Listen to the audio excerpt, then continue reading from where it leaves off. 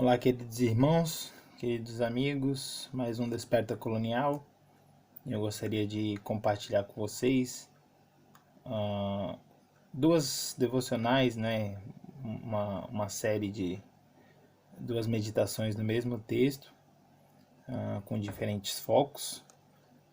E o texto que eu gostaria de compartilhar com os irmãos agora encontra-se no Evangelho de Marcos, capítulo 6, a partir do versículo 45. Marcos, capítulo 6, a partir do versículo 45, que diz o seguinte: Logo em seguida, Jesus insistiu com os discípulos para que entrassem no barco e fosse adiante dele, para Betsaida, enquanto ele despedia a multidão. Tendo-a despedido, subiu a um monte para orar. Ao anoitecer, o barco estava no meio do mar e Jesus estava sozinho em terra.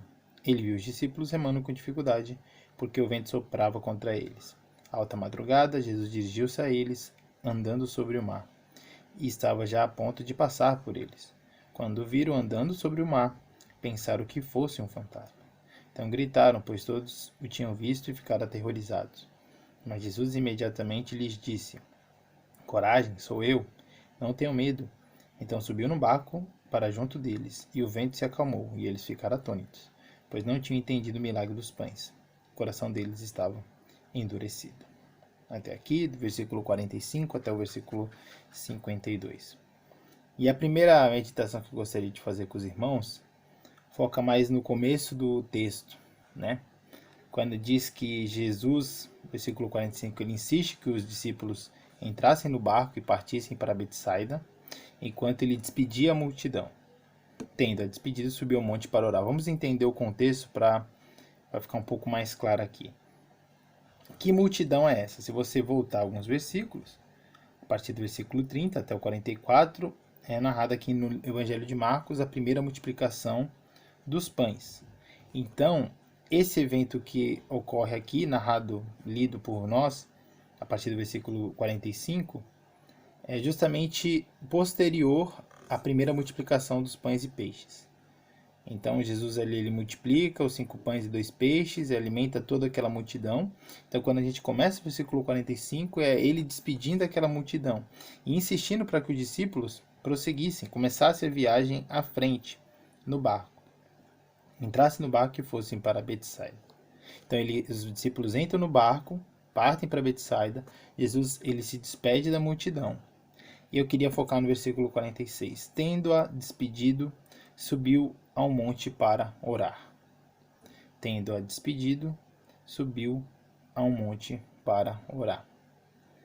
Entre a primeira multiplicação dos pães e peixes e entre a aparição de Jesus andando sobre as águas, há um momento onde o Senhor se retira para orar.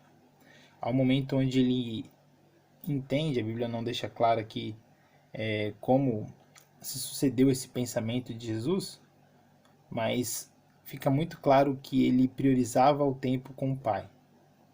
Então, entre um grande evento que tinha acabado de acontecer, para muitos é o maior milagre de Jesus, e o outro evento onde Jesus anda sobre as águas, Jesus se dedica à oração.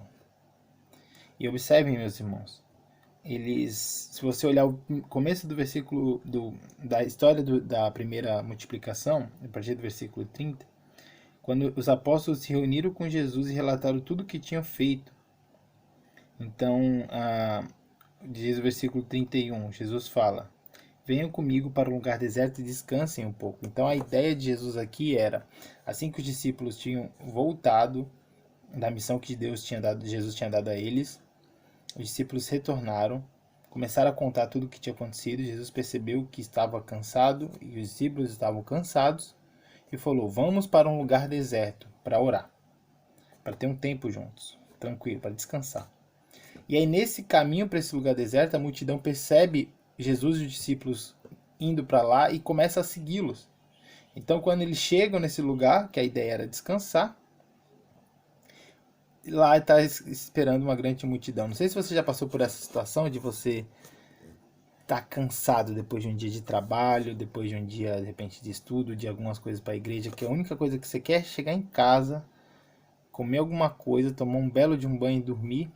E de repente, para sua surpresa, quando você chega lá, ter alguém visitando que você não sabia, algum parente, algum amigo, e talvez essa pessoa que não seja assim, daquelas pessoas mais agradáveis, ou talvez não seja daquelas pessoas que você realmente gostaria de passar tempo naquele momento. Mas, por educação, você faz ali a famosa sala e tem aquele tempo ali com aquela pessoa, mesmo que seu plano fosse só descansar. É mais ou menos mal comparando o que Jesus passa com os discípulos aqui. Lógico, Jesus amava a multidão, tanto que o texto fala que quando Jesus ele chega e olha, né, para aquela multidão, ele teve compaixão deles. Mas a ideia inicial, o plano inicial era descanso por parte dos discípulos, era algo prioritário, era algo importante. E mesmo em todo esse contexto tumultuado, mesmo em todo esse contexto puxado, Jesus consegue uma brecha, um tempo, para ter um momento de oração com o Pai, para ter um momento de oração. E aqui a Bíblia não descreve, assim como a oração do Getsemane, aqui a Bíblia não descreve o que é falado, como é esse momento, o que Jesus fala com o Pai, mas o que a gente sabe é que fica evidente é que Jesus ele priorizava o tempo com o Pai. Irmãos, que baita desafio é esse pra gente, não? Que baita exemplo é esse pra gente. O próprio Deus encarnado conversando com Deus Pai, priorizando um relacionamento com Deus Pai. E quando nós olhamos, não sei a sua vida, talvez a sua vida seja um exemplo de oração, mas eu posso falar pela minha, quantas vezes e quantos momentos que eu observo na minha vida que o tempo de oração e o tempo de meditação com o Pai não é prioridade. Não é prioridade muitas vezes porque a agenda está cheia. Então você tem compromisso com o ministério, você tem compromisso com a casa, arrumar coisas para casa, ajudar a esposa na casa, ajudar a esposa com os filhos, ter um tempo de qualidade com os filhos. No meu caso aqui, contato com mantenedores, contato com igrejas, aprendendo a língua. São muitos desafios e muitas vezes essas coisas vão acontecendo, vão passando, o dia vai passando e você percebe que aquele momento com o Pai não aconteceu, não foi prioridade, você não priorizou, eu não priorizei. Mas eu creio que esse é o desafio de todos os irmãos. Eu também já morei em São Paulo, já morei aí na Zona Leste, já tive a minha rotina um pouco frenética de paulistano e muitas vezes a agenda, ela simplesmente do café da manhã até a hora, na verdade do acordar até a hora de dormir, muitas vezes a gente não para. Mas Jesus ele não tinha uma agenda menos cheia. Talvez, ok, não tão tumultuada, com tanto trânsito, com tanto estresse. Mas é óbvio que Jesus ali ele não parava. E os discípulos não paravam, eles estavam cansados. Por isso Jesus queria descansar. E mesmo assim, Jesus ele prioriza um tempo com o Pai. Um tempo de oração. Irmãos, nós temos acompanhado aqui de longe, né? Para os irmãos que não sabem, a gente mora aqui na Tailândia. E nós temos acompanhado de longe o que tem acontecido com o Brasil. Todas as discussões, enfim. Mas nós sabemos que muitas pessoas ainda estão em casa, ainda estão reclusas. E é interessante olhar, especialmente nas redes sociais, muitas pessoas meio entediadas, muitas pessoas não sabem o que fazer, reclamando, né? De ficar muito tempo em casa. E é interessante que muitas vezes, né? Muitas pessoas usam o argumento justamente de não terem tempo sobrando para poder ter um tempo melhor com o Senhor, né?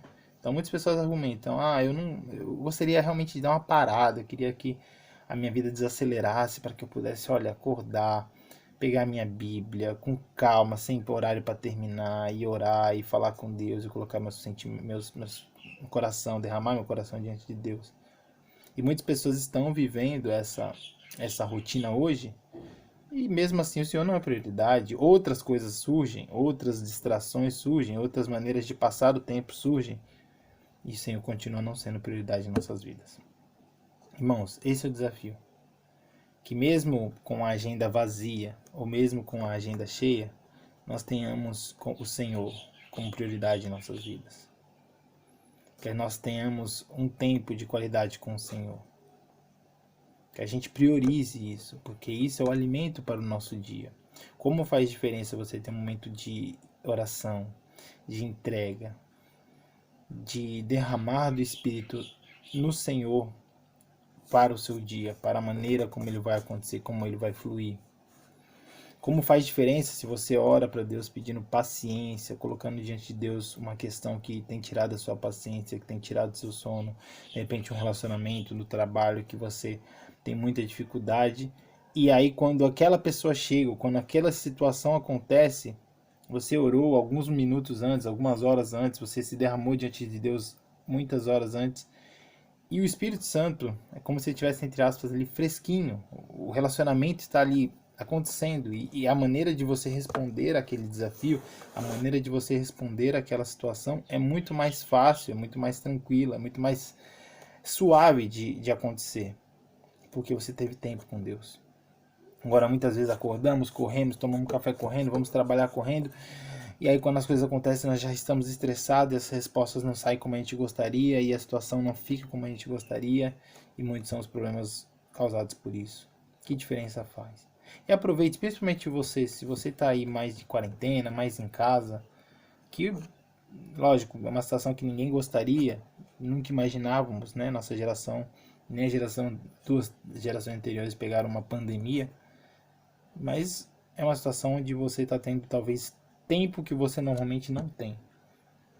Invista esse tempo para ler bons livros, livros que te edifiquem, especialmente para gastar tempo com o Senhor.